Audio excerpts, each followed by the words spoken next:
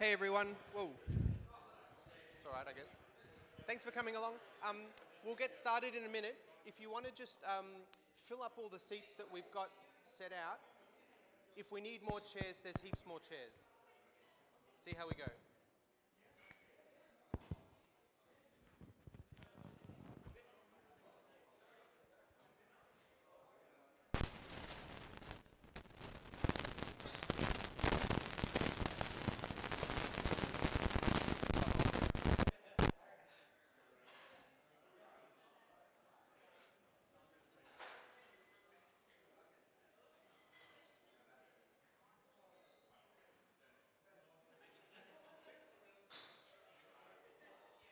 Yes. Oh.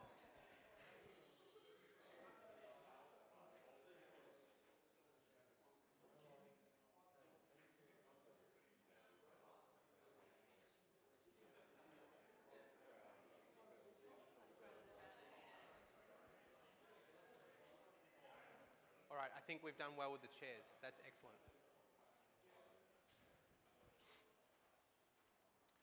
All right, so thanks for coming along.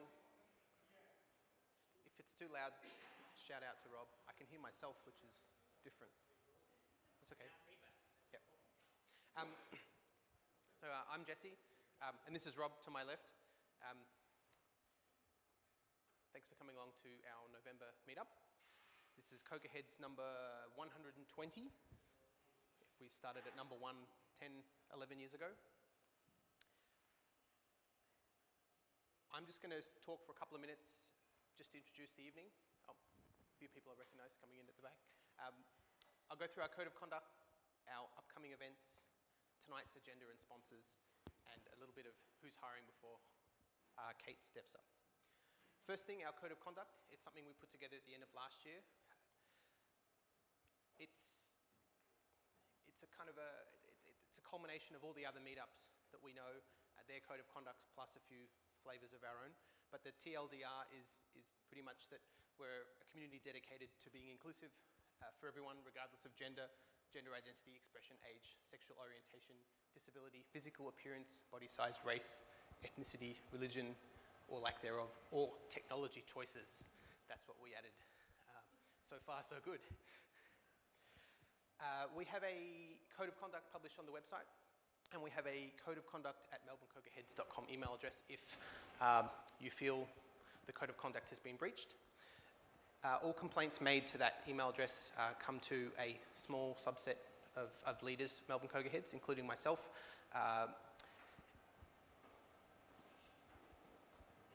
Any email you send to that is completely confidential, and we'll do our best to sort it out for you.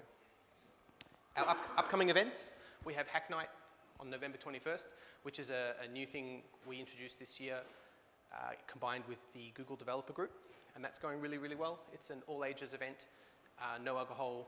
Sometimes we don't have pizza, we have different food, which is a big thing. And bring your laptop along, bring your kids along, bring some things to hack on. It's been really great fun this year. Bring your questions. There's always a crew there willing to help with all sorts of questions, Android and iOS. Oh, hold on, there's other events too. Drinks Night on the 27th, which is the last Tuesday of the month. NS Breakfast on the first Friday of December. And the Google Developers Group meets on November 28th. And the Melbourne AWS Group is back on December 12th. A couple of photos from some of our Hack Nights, that's the Cognizant Digital Business Office, which is great. We fill it up every month now. You can find more details about us, about Melbourne CocoaHeads on melbournecocoaheads.com.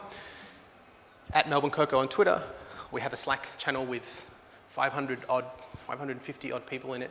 Always heaps of discussion going every month. If you've got any questions, you want to find out anything new. We broadcast everything we do unless you don't want your presentation broadcast on YouTube. And I edit and publish the events every month as well. We have a YouTube channel that's nearly at that 200 subscribers mark where we can have a custom URL. I've been saying it every month this year, we're nearly there.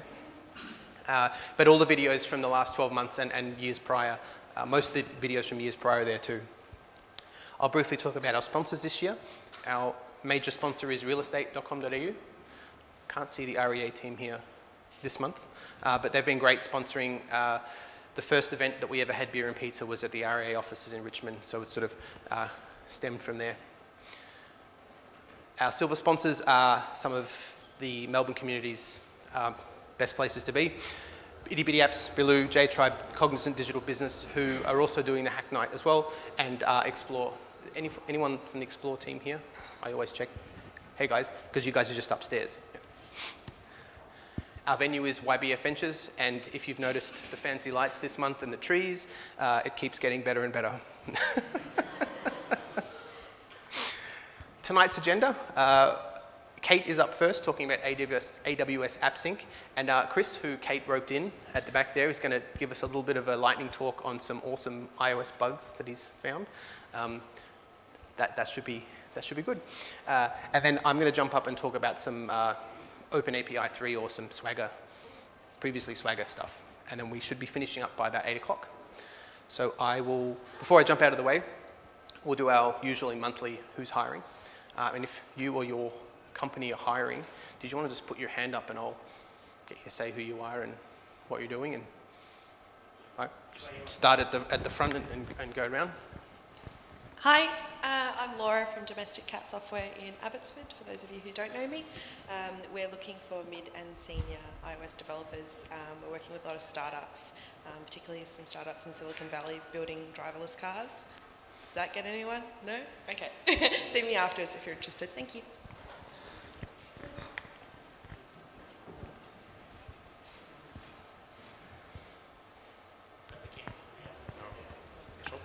Hi everybody, I'm Barry. Hey Barry. I make this app, Dual Clip, that's why I'm wearing the t-shirt. I'm looking for someone to join the team. The app is a collaborative PDF annotating app, which sounds kind of boring, but it's kind of like Google Docs for PDFs. Just around the corner on Queen Street. It's quite a graphics heavy thing, this, so it probably suits someone who's like a mid-senior kind of level. Unfortunately, we're quite a small team. So yeah, hit me up if you're interested. Thanks.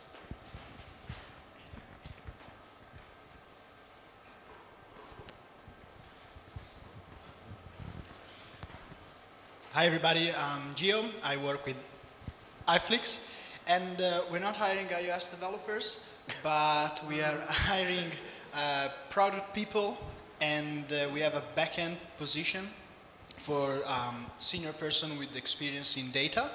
So if you know anyone, send them to me. Thanks.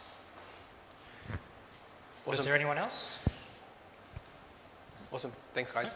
I've got all your details. I say I grab your details and I'll put them in the jobs channel, but I know everyone's details who spoke then, so if I don't put them up, it's my fault. All right, so I'll get out of the way. We'll just spend a couple of minutes. We'll bring one of the pizza tables up here because this is not for technical presentations, and we'll get started with Kate in about 2 or 3 minutes. So refresh your drinks. Cheers, are doing the pizzas. This is great. We'll be back in a sec.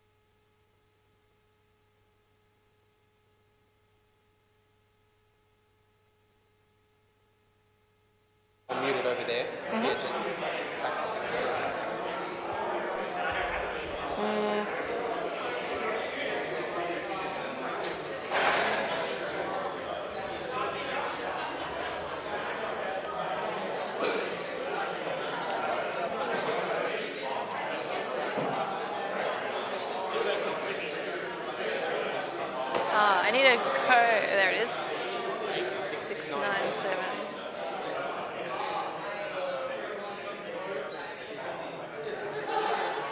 You can do this presentation at the AWS Meetup as well. Oh, yeah. I don't know. They probably know more about AWS than I do. Oh no, it's I wouldn't assume. Yeah.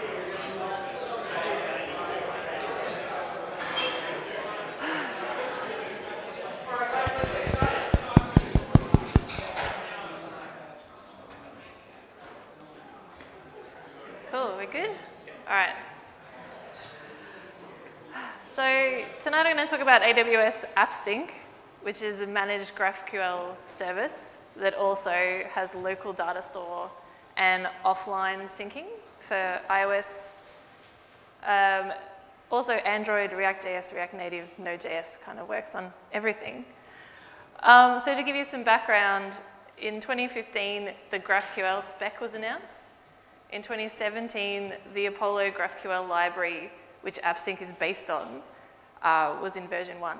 And then in April of this year, AppSync was released in its production form. So it's quite new and it's still quite evolving. So why am I talking about this? So I'm the CTO of Eugene Labs. I am a developer. Some people had a question about that earlier. I've worked previously on offline and real-time apps, so I was interested in how AppSync can solve those problems, as they're not trivial problems. And also I was a GraphQL early adopter at a previous job, so I know some good things and bad things about GraphQL from there. So what is Eugene? Eugene is a health startup around genetic testing, so we provide access to genetic testing so people can make informed decisions. Technically speaking, it is a huge combination of different services. So we have patient management system, content management system, blah, blah, blah, blah, lots of things. So using AppSync, this is what Eugene looks like in a technical sense. So we have clients with a local data store, a single GraphQL endpoint that then talks to all our services that we need to consume. So the GraphQL part of AppSync, who knows about GraphQL? Who's bored of GraphQL? Yes. All right, I'll talk about it a little bit. So GraphQL means that you have one endpoint that multiple clients can then consume, and you send queries to that endpoint for each client. It can mean less requests in some use cases, depending on how your APIs are designed. It has a strong type system which works really well with Swift, and it has a really nice self-documenting feature that makes it easy for people to learn it and to write queries for their clients. So when I used GraphQL a year ago, it was nice, but it had many problems. We had lots of boilerplate code. We had a whole lot of complexity for not a lot of benefit, because we didn't have actually more. We had one client, so we didn't really need the benefits that GraphQL was giving us. And it just meant that we had a lot of extra code to maintain, and it just didn't seem like it was working that well. But AppSync GraphQL this year has a lot more features, and it gets rid of a lot more of those problems that I had. So now, being built on Apollo, which we didn't have when we started, you get the client-side code generation that gets rid of a whole lot of boilerplate code. You have the Xcode add-ons that make it really easy to use GraphQL inside of Xcode. And you're able to have the GraphQL appear next to the view controller that you're working on, and it just makes it really nice. The AWS console makes it really obvious what resolvers you're using, what endpoints you're pointing to, and it provides some additional types that are really useful that the GraphQL spec didn't have. And then if you're already on AWS, you get a whole lot of benefits through integrations like Cognito, Cloud, I've forgotten the name of it, and other things. So if you're already there, it makes things a lot quicker to build. So this is what it kind of looks like when you're using the Apollo add-ons. So you'll have a GraphQL file that goes with your view controller file. And so you'll just put your GraphQL query in it, and then you'll be able to use the generated types in a fetch command and go from there. So it's really neat. In the console, you can see it's loaded in the schema that we've put in. There's also ways to automatically generate a schema now, so you don't necessarily have to write your GraphQL from scratch. And then you've got all the resolvers on the left there, so you can see what endpoints you're consuming. So resolvers, so if GraphQL is like your single endpoint, the resolvers are all of the data that you're consuming. So AppSync will allow you to use Lambda resolvers, which Lambda is like on-demand compute resources, existing HTTP endpoints and the DynamoDB, or static ones, which is just if you've got some static data, you can just put it in a resolver. It also provides resolver mapping, and this is somewhere where we had a lot of code that just churned JSON from one form to another when we did it originally. And so having a templating language right in the AWS console really simplified a lot of things. So this is showing you how you've got data coming in context.data, and you're able to transform it into a new form of JSON really easily just inside the console. You don't need to write custom code for it. So then the real-time data part of AppSync is done using GraphQL subscriptions. So it's not, it kind of seems like it's going to be magic when you start reading about it, but it's actually not. So when you're using GraphQL, you have different query types. So you have queries and mutations. So if you call a mutation, you're able to put on that mutation and then listen to it. But if you have DynamoDB underneath or a HTTP endpoint underneath, it's not going to know that any data has changed unless you send through a mutation. So it's not magic knowing that data is changing. You have to still call a mutation for it to query on. It's implemented over WebSockets, so it's not for everything. You don't want to subscribe to everything and then use up all the battery. You definitely want it to just be real time. I need this data right when it happens. Not just, oh, I can just query this when I go into the view controller next time. So this is an example of the GraphQL at the top and then the Swift at the bottom. So you've got a mutation add post, and then you've got a subscription that's connected to that mutation add post. And then you just call subscribe in your code somewhere, and you'll be notified when that mutation has gone off, and you'll get the result. So offline functionality, again, the documentation on this is a little bit vague.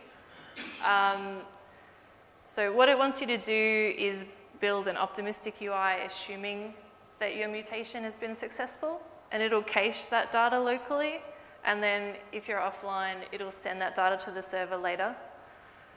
It does talk about basic and customizable conflict resolution, but I could not find where to do that. So I put an asterisk on that. It says it on the box, but I could not find the actual detail. If you want to get started, it's really easy.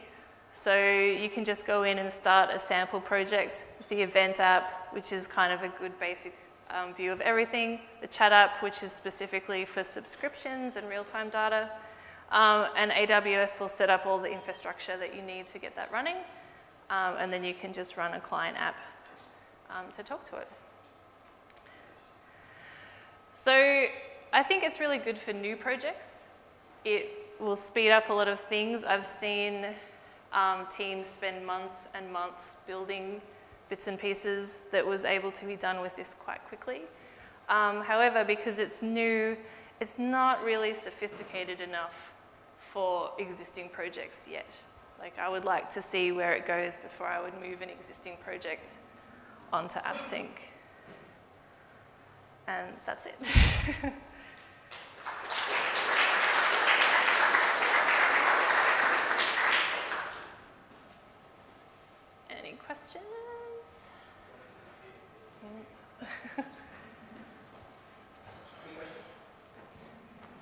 Yes.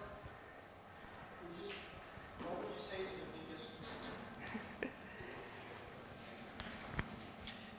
Thanks for the talk, great. What would you say is the biggest benefit of using AppSync rather than just rolling your own GraphQL Apollo server, and vice versa? What is the biggest downside? So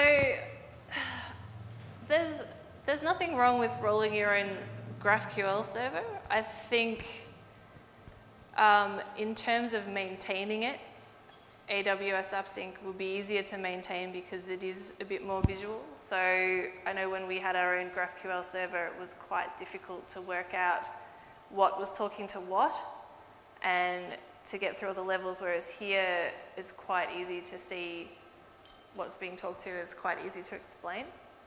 I guess it's kind of like anything. Like if you want to do your own, do your own if that's fun. But if you want to save time, you can do this. I think you know, a bigger team has the resources to make their own and to optimize it in certain places. So I know with this, finding out how the caching works and where I can cache different things is a lot harder than when we had our own. So I think at scale, that might be something to look at. But for beginning, I think it just saves you so much time to use this.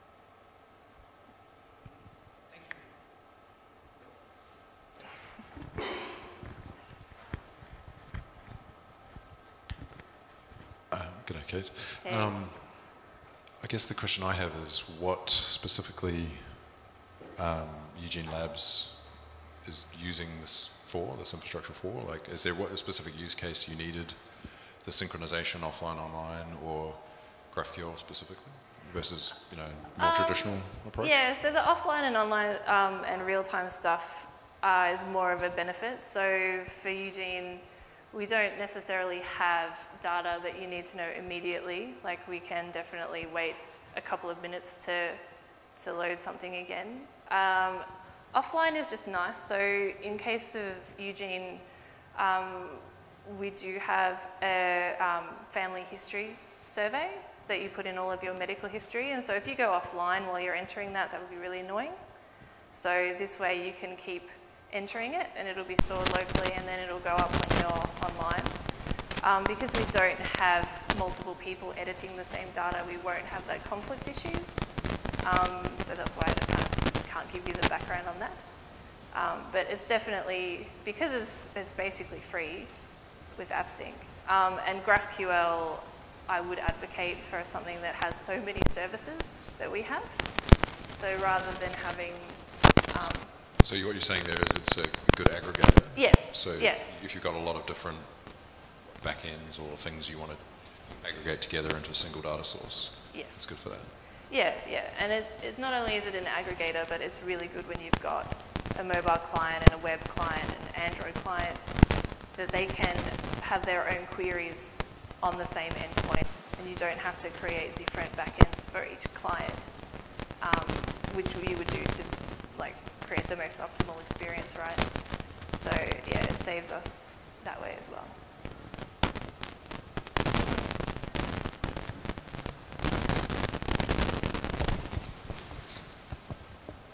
Yeah, there's a free AWS replace your APIs with AppSync session on 26th of November. So that's Monday, last Monday of the month.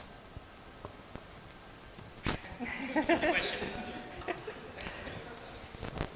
FYI. Thanks. Just a question on the using AppSync on an existing project. Can you elaborate a bit more on what the challenges might be or why you might want to use it? I guess, so maybe when I use the word existing, I should probably replace that perhaps with complex. So if you have a project that's already got some offline functionality that you're using from the solution that you've built yourself, I'm not sure that AppSync is sophisticated enough for that. If the app is simple and it's just about querying data, you have a lot of services and you want to put a layer above that to aggregate everything, then sure. I think the GraphQL part being based on Apollo is quite stable. It's when you get into the real-time data and the offline stuff that I'm just not sure that that's sophisticated enough for an app that has already solved those problems. If you haven't solved those problems yet, I think this is a really good place to start. But you may outgrow the functionality that's there. They are doing a lot of development on it, so it might grow with you, but for the moment it's hard to say.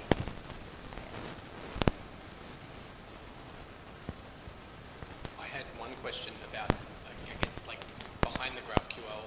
My experience was, you know, the clients make their own queries, which is awesome. And I really enjoyed my last experience with GraphQL. But then the clients make all these queries and they have no idea what it costs to make that query. So like, oh, I want this field. That field comes from 5 layers deep. In your experience, is that a problem for your apps, given that you're aggregating multiple services? Is everything the same cost, or potentially will that be a problem for you? It will, but it would have been anyway. So I don't think that's like a GraphQL yes or no question. It's something that I think you have to keep an eye on and add caching where you need to. And yeah, I don't know if you can do much more than that. But I think the benefits that it gives you outweigh those sorts of things, and you can always just work them out case by case.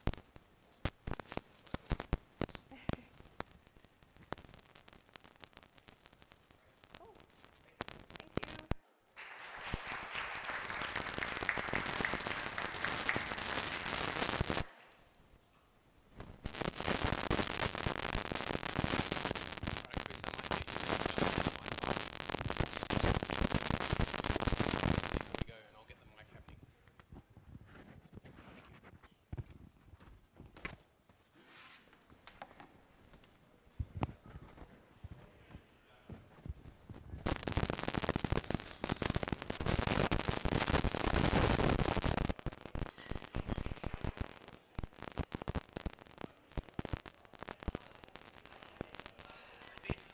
Want to go up, do not disturb as well.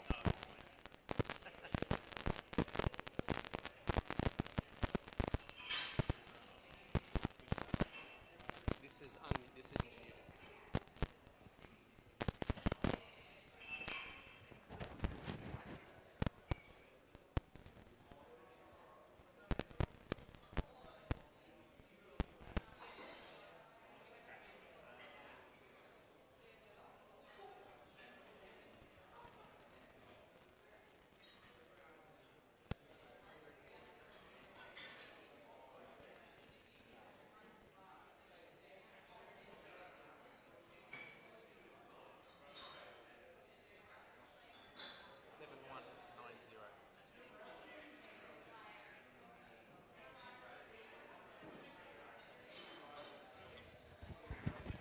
All right.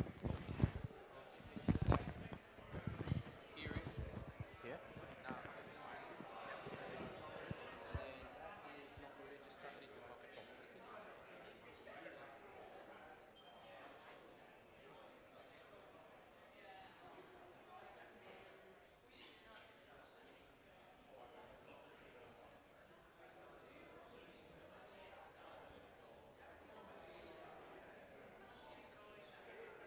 So when I'm ready? All right, let's go. Hey guys, how's it going? So my name's Chris and I work at Ozpost in digital security, and I'm a huge Apple fan, so naturally in security you look for bugs and stuff, and I found a few I found plenty of cool bugs, but today I'm going to show you just a couple of them. So is anyone here running Mojave? Yeah, cool. Is anyone here running High Sierra? Okay, awesome. Maybe after I can tell you a cool bug in High Sierra, but I'll show you one in Mojave for now.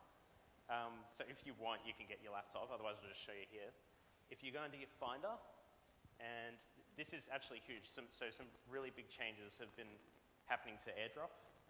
Don't know if you even heard about this in Mojave, it's massive.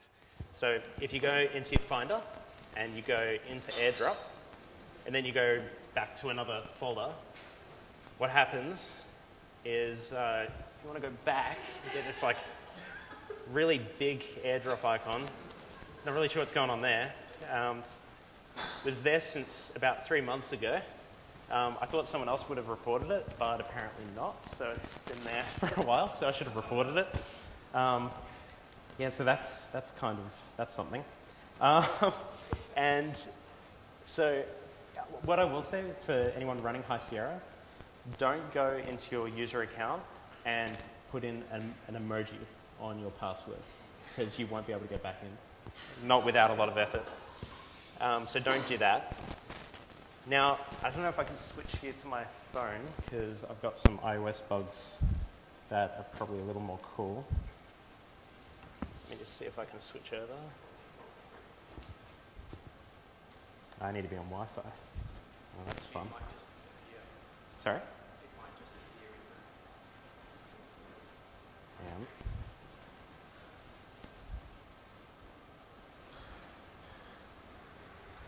Right.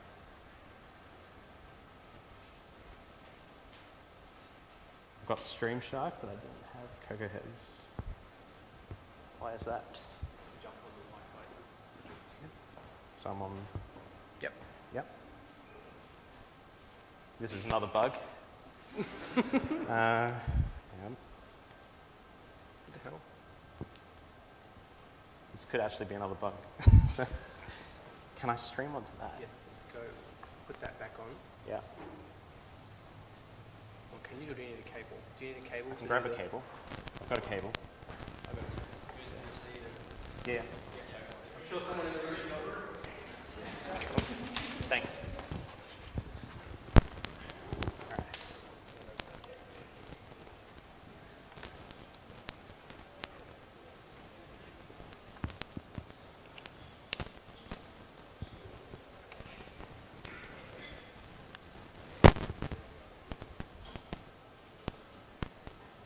Is it under movie or screen? I can't remember if they changed it. I don't want it to look at me. Yeah. Still here? Cool. Yes. All right. Cool. So if you want, you can grab your iPhone, because this is a fun one to follow along with. I promise you won't have to reformat. So if you go into your calendar app, it's pretty cool. Like, you can use it as a calendar. It's got a nice little year view, which a lot of calendars don't have. Does anyone know when the 32-bit Unix timestamp expires? 2038. What do you think happens when you go to 2038? Have you tried it, or? Yeah. Okay, so if you want, you can scroll along, go down to 2038. It's actually kind of cool, because I've got 2 birthdays in April. So that's been there for 4 years. I reported it 4 years ago after my dad found it.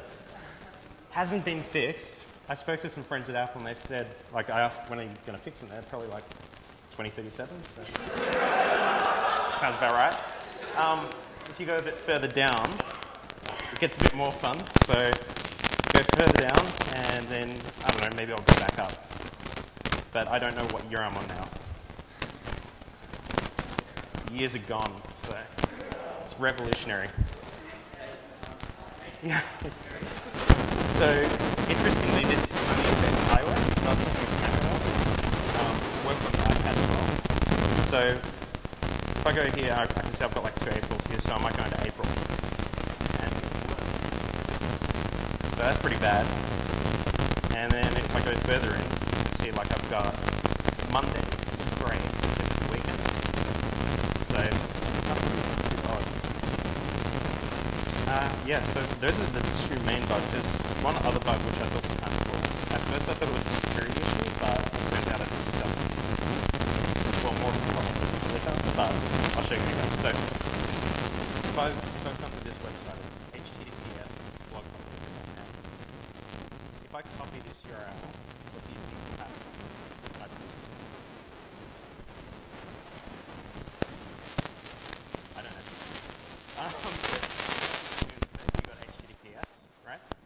What happens if I go to the share sheet and I copy it from here? What do you think will happen? Sorry?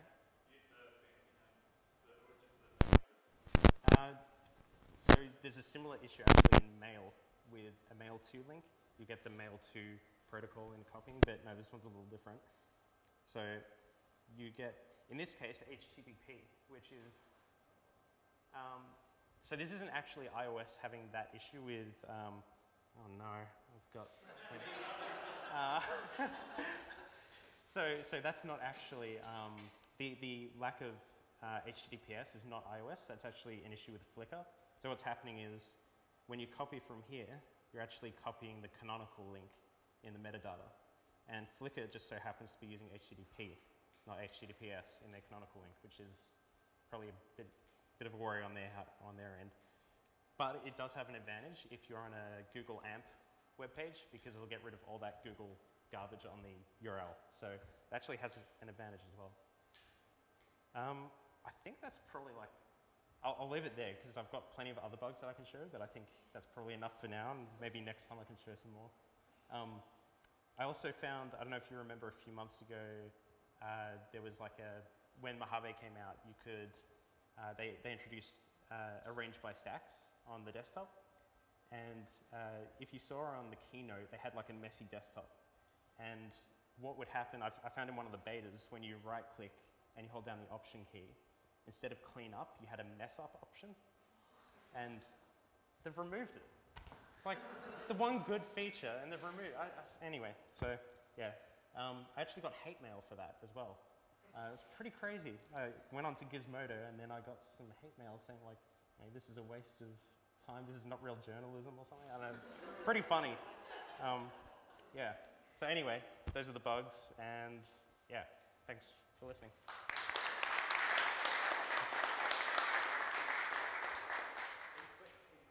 Did anyone have any questions? Any hate? Hate mail, yeah? No? Let us know when you've got more. Yeah, yeah. Bring it back. Yeah, cool. If you want to have a fun time finding bugs, just use messages for a while. Yeah, yeah, true. Like this one, for example, where the bar bottom here is now in the middle is respond. It's not great, is it? Next time we'll reveal bug session. Yeah. Well, that's last. Oliver will do Xcode bugs. It's his favourite topic.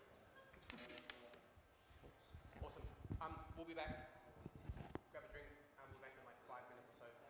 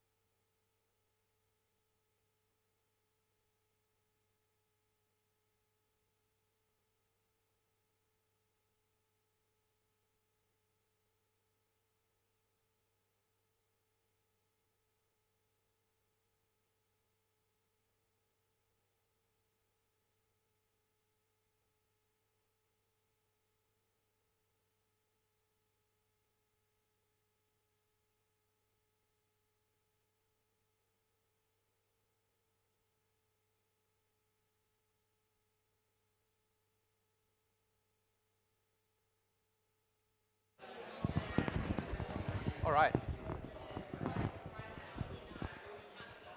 I'll turn the music off.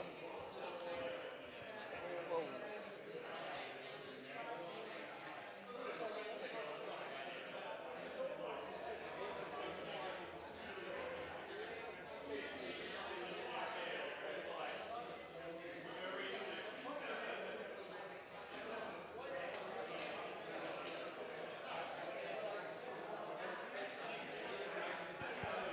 Sorry?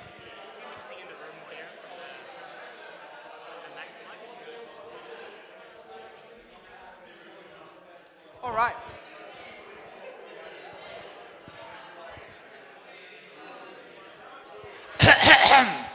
Whoa. What's your attention? Thanks for hanging around. I guess it's not too late.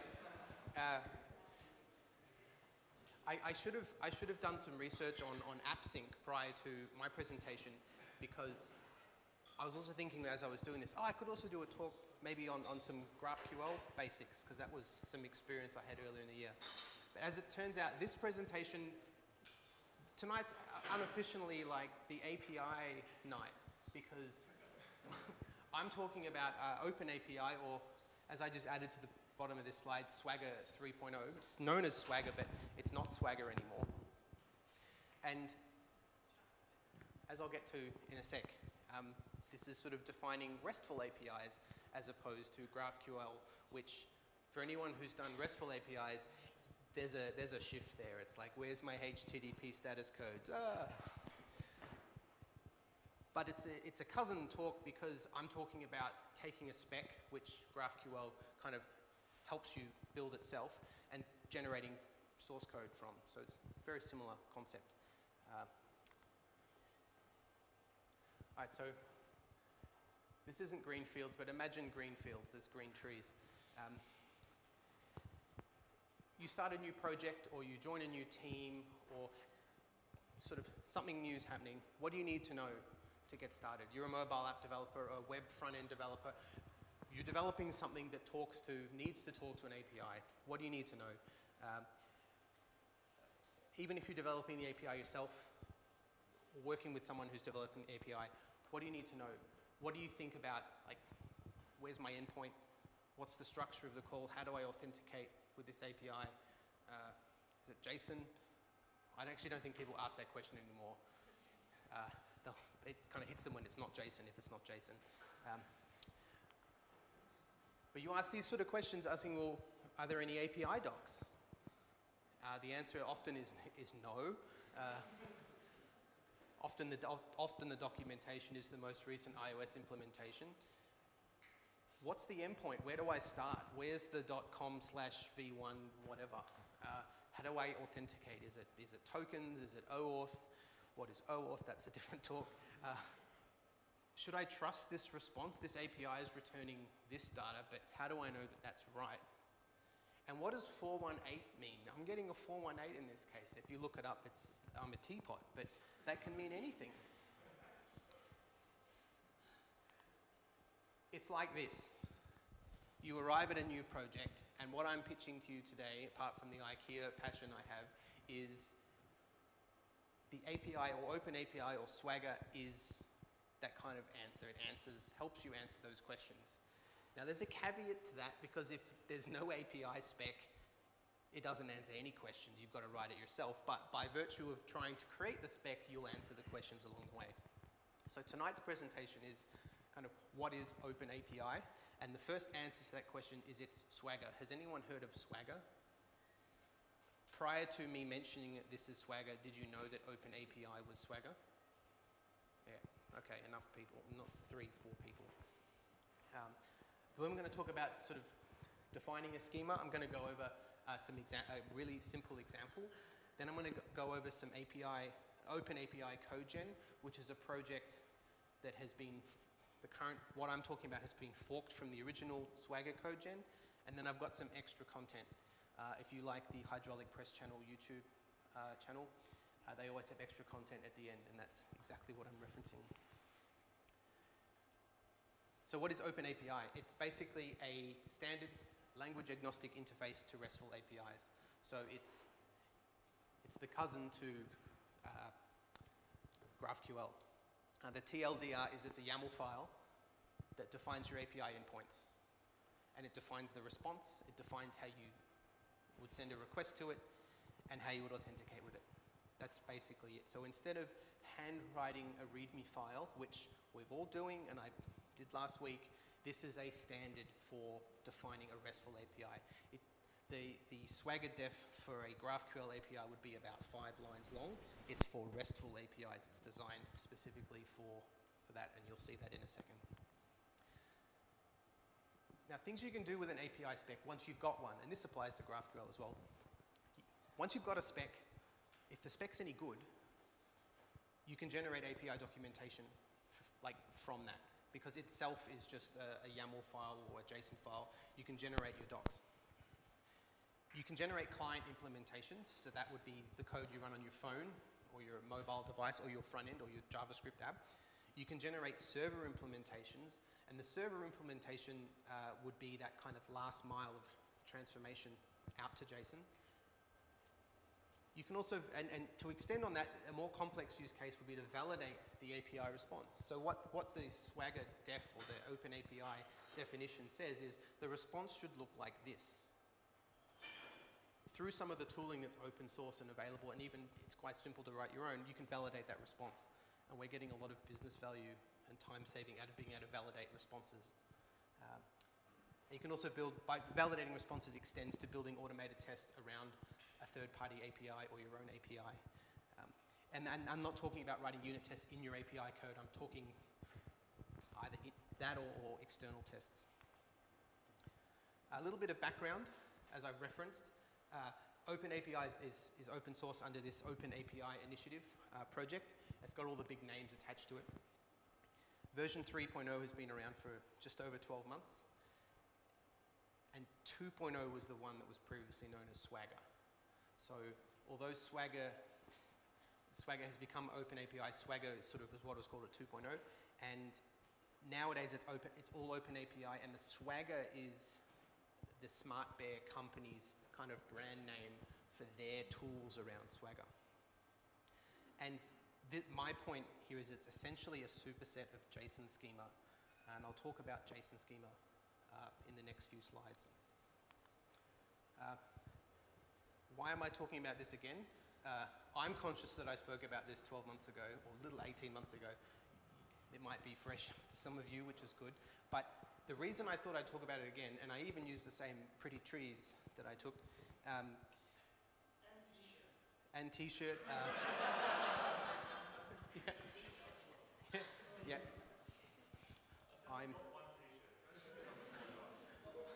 I am consistent. I am consistent. The reason I'm talking about this again is because when I spoke about this last year, it was a Swagger 2.0 project.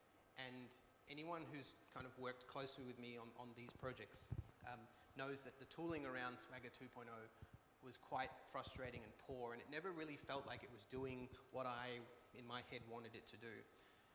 More recently, I had a new project come up where I thought, oh, I'll try 3.0, and immediately my kind of issues with 2.0 are gone. So I'm talking about it again because 3.0 is worth talking about relative to 2.0. So anyone who's used 2.0, it's worth looking at 3.0. And that's what I just said. The tools have caught up. V2 had a lot of limitations, and because it's a superset of JSON schema, at the same time 2.0 came out, JSON schema was moving forward too. The tools just weren't lined up. Now that 3.0's out, JSON schema's stabilized, and all the tooling seems to be really nice and up to scratch. So I want to go through the rest of this presentation with a bit of an example project.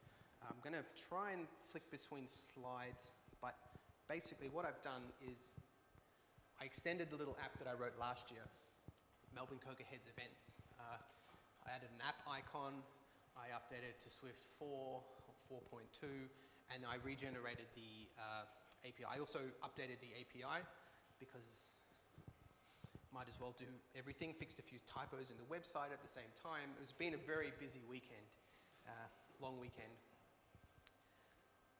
So I'll go through, well, basically this little app that I've got, just to get a picture in your mind, or the same picture in your mind. Hold on. Turn off.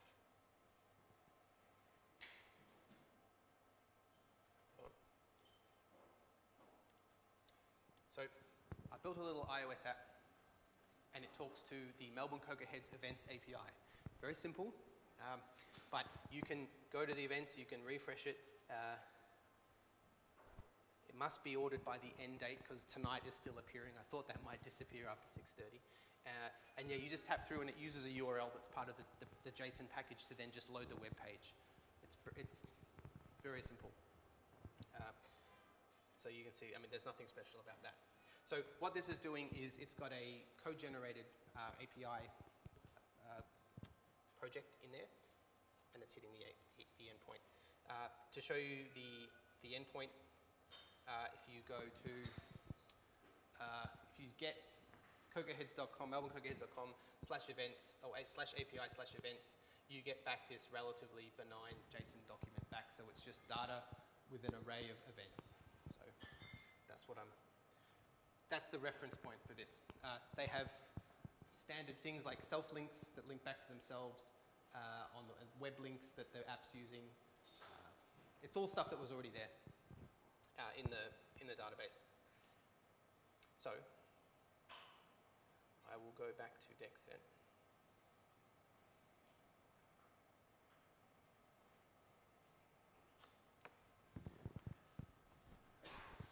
This is your standard events response from our API.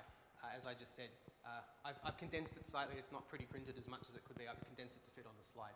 But the idea is the response has a data object, a links object, and then a list of event objects. This is what an open API spec for that response would look like. And I'm just going to run through it really briefly. This is an abbreviated top section of the whole document. You start off with the kind of metadata at the top, the version, the info, the servers. There's your first point. That's where you start. You can have multiple URLs, but that's where you start there. And then it could just be me. It makes sense to me that the next element is parts, and you can just read down the screen. You've got events. So that's literally /API/events. I'm going to send it a GET request, and I'm expecting a response 200 content application JSON. That's the response type, and then I've got a schema. So when I said before that it's a superset of JSON schema, the schema objects are JSON schema objects. So this is the core of the Swagger Open API stuff. You just define the HTTP verb, the response code, and the content type. And it works the other direction as well. So if you say doing a post, you can also define the query type, or you get request, you can do the query, but in a post request, you can also do the body of the request as well. So OpenAPI lets you, and if you look at the comparison between 2.0 and 3.0, this is much more organized. OpenAPI lets you define these kind of elements, and you've already just seen info, server, and paths. Down in components, it's just a list of schemas that you can reuse through the app. So for example, components, you could define responses, parameters, examples. I'll show you a couple of those.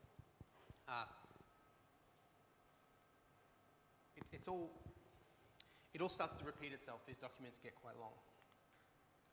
But where does JSON schema fit? Most of the elements that aren't those first few things are JSON schemas. And schema objects themselves are defined by JSON schema. And it's basically a vocabulary. Again, it's another specification. But it basically lets you define a JSON document. So if you've got a JSON blob or a JSON object, you can write a JSON schema that you can then use to validate it. For example, this is a cut down event. This is as cut down as you can go. The title, the description, and the start date. 3 key values. One of them is a date, an ISO 8601. The other 2 are strings. This would be the JSON schema in YAML. So we're already crossing a few boundaries here, but it looks nicer in YAML. This is the JSON schema representation for 3 keys, 3 values, 1 is a date. So you've got the type of the object is the type of it is an object, and these are the properties that it has, the 3 properties, and they're all required. You can see the required thing down the bottom. In the case of the start date, there's no type of date in JSON. So the JSON schema allows you to extend it to say the type is a string, so it's literally a string, but the format of that string is a date time. And again, that format, there's all sorts of, you can add all sorts of logic to these things, because if you look into it, the JSON schema itself is incredibly powerful. It has its own set of tools, validators, parsers, generators. This AJV project is an abbreviation for another JSON schema validator. And on its README page, it's like benchmarking itself against all the other JSON schema validators. Like it's a real thing. But schemas aren't just, I can see my own spelling mistake there. Schemes allow references, reuse, and composition. So if you've got a part of a schema that references other things, it's got all that built into it. It's limited to some extent to what you can represent in JSON, but for our APIs that we deal with, it's perfect. So yeah, it can't define HTTP. Like it's sort of just response type. So therefore, that's where OpenAPI comes in. So where have we got here? If we go back to what we looked at before, now the schema object that comes back from our API events GET request starts to look a bit more like JSON schema. So you can see here that I've got my type. The response comes back as an object. I think most JSON responses should be an object anyway. And it has a data object and a links object. Data is of type array, and the items in the array are of type this reference. It's referencing somewhere else in the schema. And that's further along, that's down in the component section. If I scroll up, the component section of this schema looks like event with all the event properties. And it's very clearly, in a simple sense, starting to reference back onto itself. The same things start repeating. Once you get your head into this, you can type out a schema really quickly. And if you use the tool in the extra content to check your spelling and make sure it's all good, it's pretty straightforward. So now that you've got a schema for your very simple API, we can use that and generate some pretty modern Swift code with it. 12 months ago, I'm probably going to get to this anyway. The schema for the Melbourne CocoaHeads website is published on GitHub. This is what I was doing on the weekend, publishing, where is it?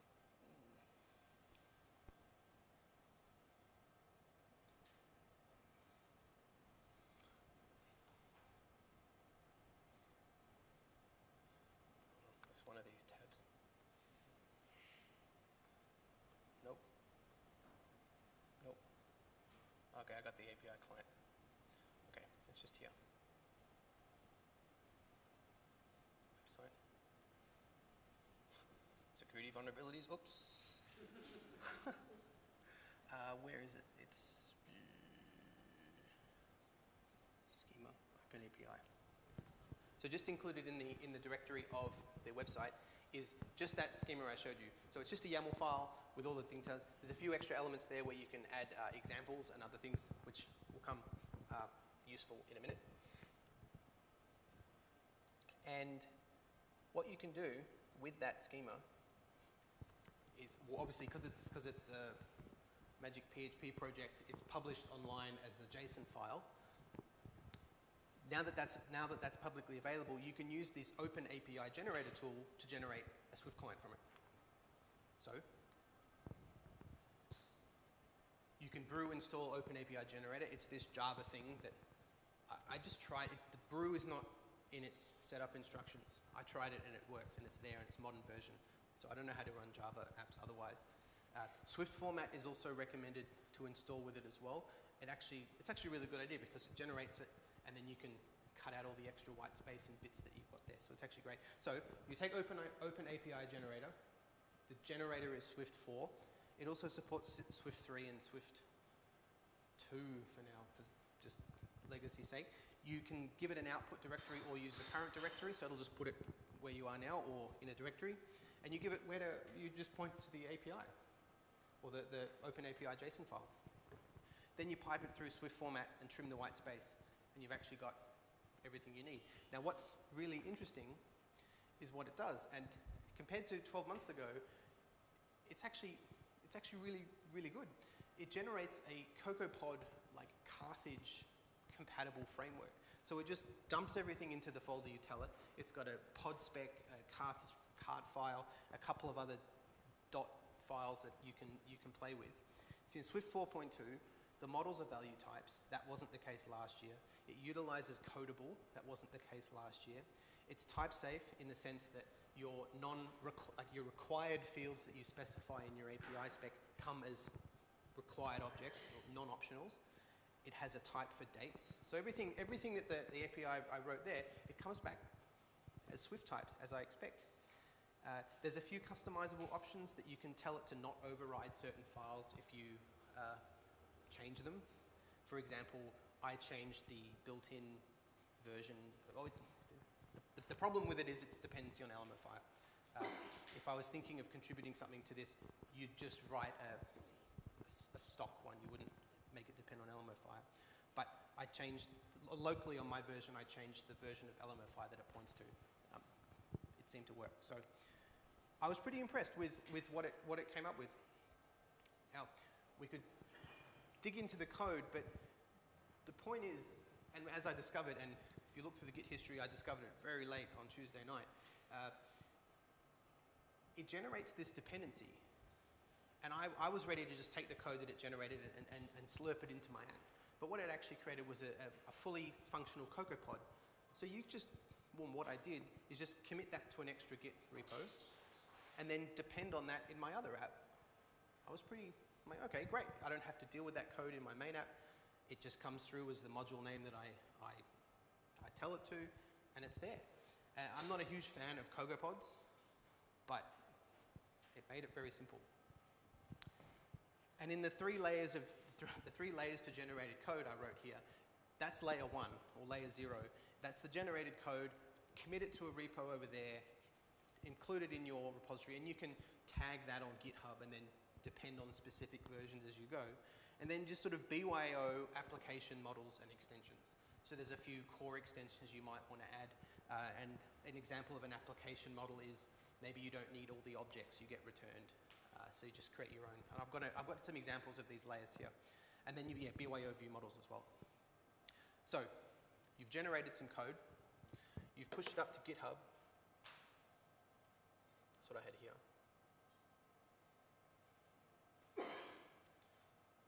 So you've got, your organization GitHub / some repo, and it comes out with this folder structure and everything here. These are all the, yes. I'm basically just showing you GitHub. It generates all these files here, but as soon as I realized you can just include it as a CocoaPod, it just doesn't matter anymore. It's like, okay, cool. Because I was really worried about the structure and all this, and I'm like, oh, it makes a folder with APIs and makes a folder with models. It doesn't matter. Not to dismiss that, but once you include it in your CocoaHeads mobile project that we saw running on the simulator there, this is the pod file. It previously depended on LMOFire. Now it doesn't have to. It just depends on CocoaHeads API client. And version 1.01, because I think I spelled something wrong, so it's not 1.0. But it demonstrates the point that you can move along as, so the API could be developed, the Swagger YAML or the Open API JSON YAML file could be developed or managed or maintained by your API developers or yourself if you're the API developer. And then your CI system could automatically generate the Swift client, commit it automatically to this repository, and just version it as you go. And as the API developer, the client developer, you just choose when you want to update. That's one idea. Layer 2, once you've included that dependency, you end up with all of the, you end up with you have to import CocoaHeads API client, and then you end up with all of its classes and accesses. So it creates these inline response objects, so a little bit messy. You can get around that if you change your spec, but I wasn't interested in changing the spec to make the generator look better. So you can do things like this. You can just type alias ugly things to make them nicer. And then you can extend events API, which is that's the core class it gives you with all the methods on it.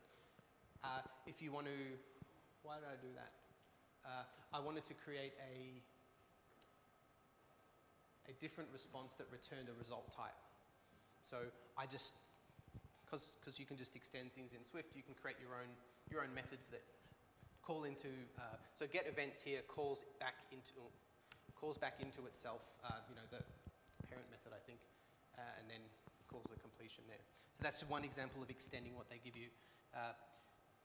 Around the similar layer, or maybe it's a view model layer, it depends on how many M's are in our MVC model. But in my controller, I might have a load events method, and I'd call that method API get events, and then before can I highlight this? No, it's going to go forward. Before I go forward, I'm switching over my result type that I got, and before I call display events, I'm actually taking the event object, the generated event object, and passing it into my own little list event object that just, it's a bit more of a view model sort of element there. So I guess my point is it's very low touch. I can generate this API client, include it, extend it, and I don't really have to worry about it too much.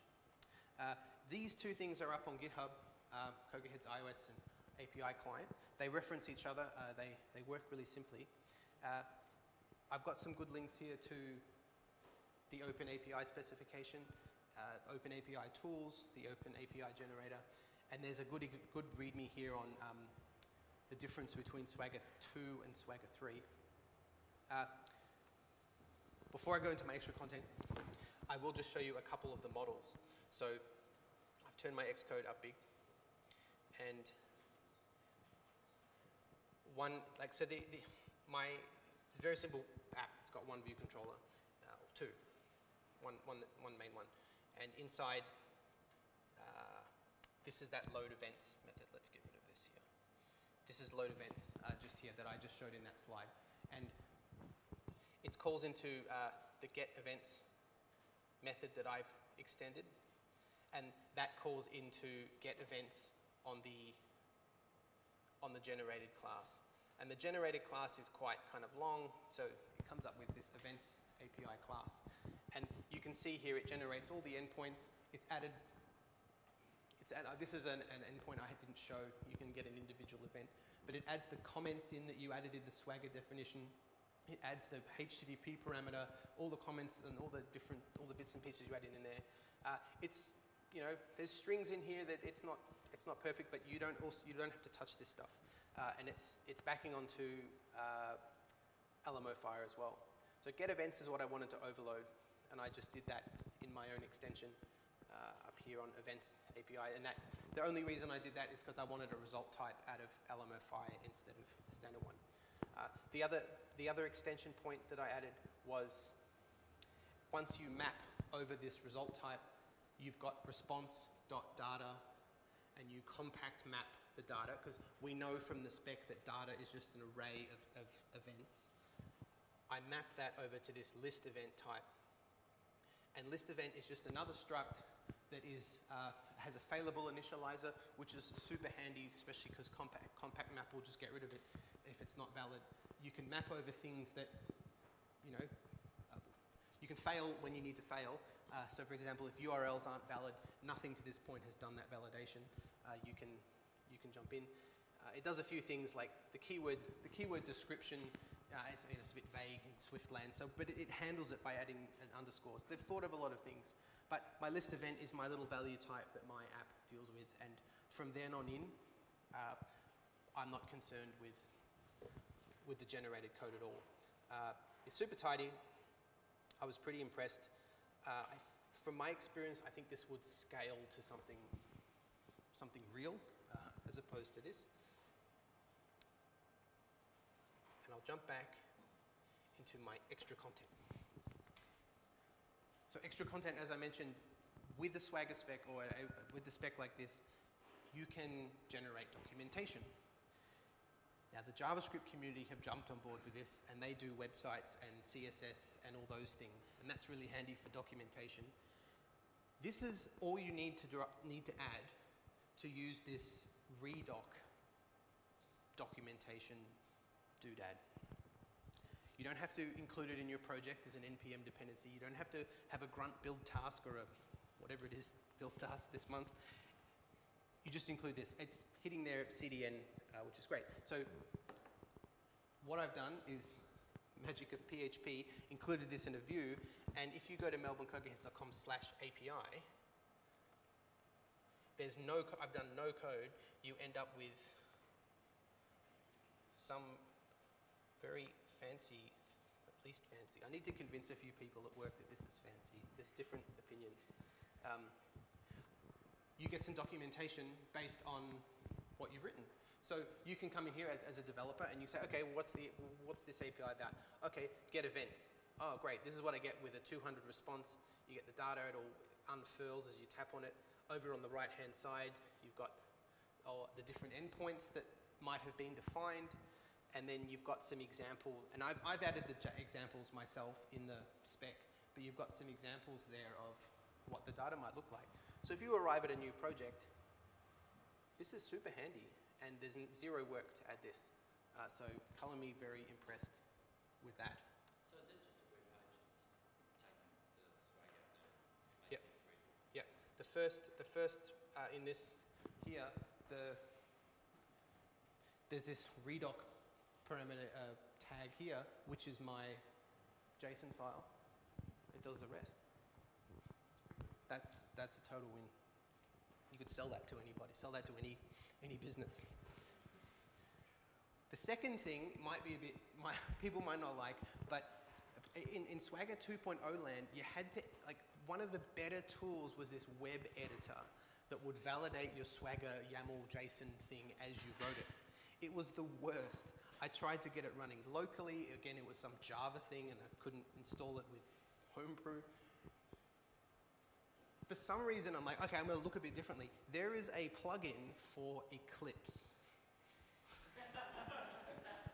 that will validate your OpenAPI 3, and it reads the top value to know what version you're talking about, and it will give you like red dots and validation errors as you go along.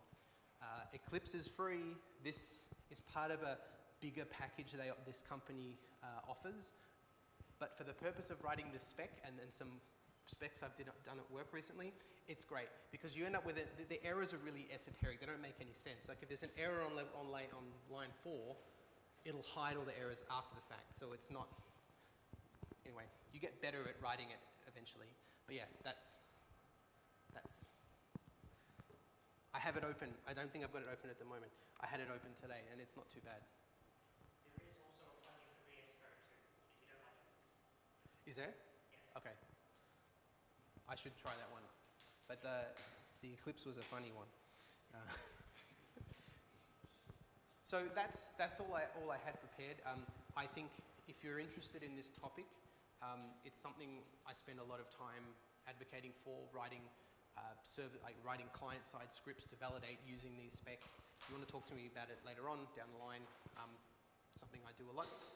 Any questions for now? Happy to field any questions? Just are you using are you using OpenAPI 3 with a client? We're using it for the documentation element now, and so we're at an early stage. So we've been contracted to sort of design the spec. Someone else on the other side of the fence is going to build the API, and then we'll consume it. So I'll probably consider the code gen for that once we get a bit further along. But currently, right now, we've got some stuff built on 2.0 that we're using, and then this was out of an experiment to look at 3.0, and all my frustration from 2 was just evaporated. So, yeah. Oliver.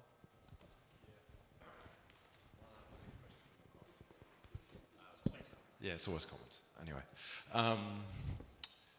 Yeah, so I'll just add on essentially to Jesse's talk here. So we used Swagger at ANZ. Yep. So one of the major problems we had there was there was no documentation for a lot of the APIs. They had wiki pages which were badly maintained and so on. And so from the mobile app side, we kind of forced them to give us Swagger at the time 2.0 specifications. Yep. And that let us CodeGen clients. You were CodeGenning? Yeah, we were using CodeGen.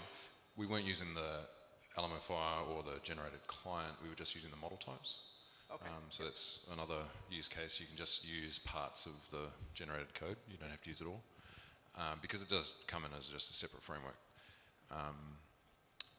The other thing is at AGL, we're using Swagger, but not for CodeGen or anything like that, but just as a way of documenting things better. So upfront design, essentially using the OpenAPI YAML spec sort of language to define objects and things and define the APIs or write up architecture documentation. I find that almost more valuable than any other part is creating that as a conversation point. Yeah, it lets you get really precise about things, so there's no ambiguity about is this a required parameter or what have you and so on. So yeah, super easy. And I noticed a very good use case in your code there of why you might use a client like this. If your API developer accidentally spells events incorrectly, you don't care. He fixes it, or she fixes it, or they fix it, and then you regenerate your client code and... Did I spell events wrong? Yeah, it was when you were showing the generated code. Anyway, doesn't matter. But, something about events and okay. Yeah, so your API developer has made a mistake in their spelling of a path, and you don't care because your client code is just generated and you carry on. But if no one cares, does it matter that it's spelled wrong? Exactly. Yeah. If a tree falls and no one hears a tree fall, does a tree fall? Yeah. Anyway, cool. I'd actually like to tack on some experience to this one, but not for Swagger or OpenAPI, but just for the JSON schema. Even when I'm defining my data models now for my Swift apps, I'll do it in the JSON schema, just because it gets you out of Swift mode and gets you into thinking about components that are reusable. And it's really good for refactoring. Like as Jesse pointed out, the references, refactoring stuff into references for other places without having to spend time fighting with Xcode. So +1 JSON schema. We've, in a couple of cases as well, we've written tests for an API and we haven't had Swagger, we've just written JSON schemas for the responses. And it's very easy to just do a GET request in any programming, any Python language, PHP, and then just assert that the response equals or it validates against the thing. So it's, yeah, JSON schema I think is like the hero of everything. Yeah. Does anyone know where the name Swagger came from? I'm really glad it's not Swagger anymore. I'm glad it's not Swagger anymore. OpenAPI is much more Professional. serious. Yeah. Swagger always jarred. It was a bit jarring in my mind. I don't know. It's not quite the one. Like, Swagger was always owned by someone. Yes. Whereas OpenAPI is open. All right. Any more questions? Thank you very much. Awesome. Cheers.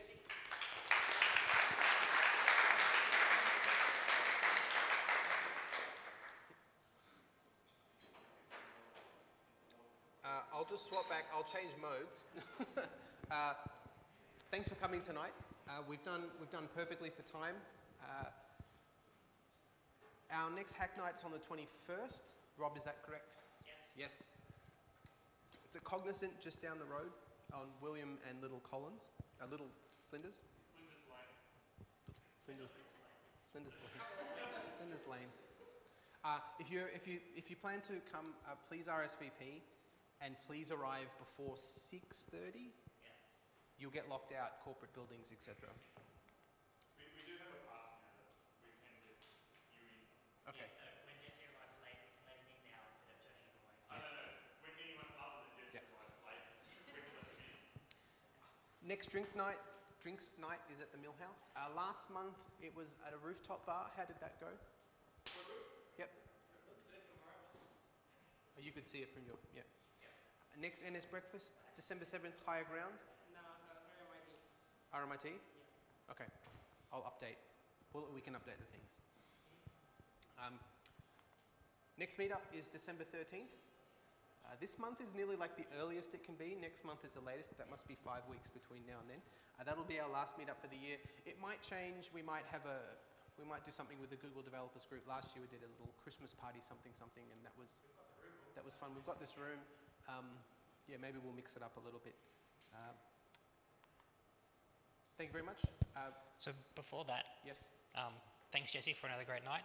There is a crap load of beer left, guys, if you want to help yourself and finish it before you leave. Yeah, we'll shut the doors if you don't. We've got half an hour to hang around. If you want to just grab the ones from under your chairs and take them to the back, have another one, have a chat. There's no rush. Some of us will go to the Irish pub, Irish Times in the next half an hour or so, but yeah, no rush. Thanks a lot. See you next month.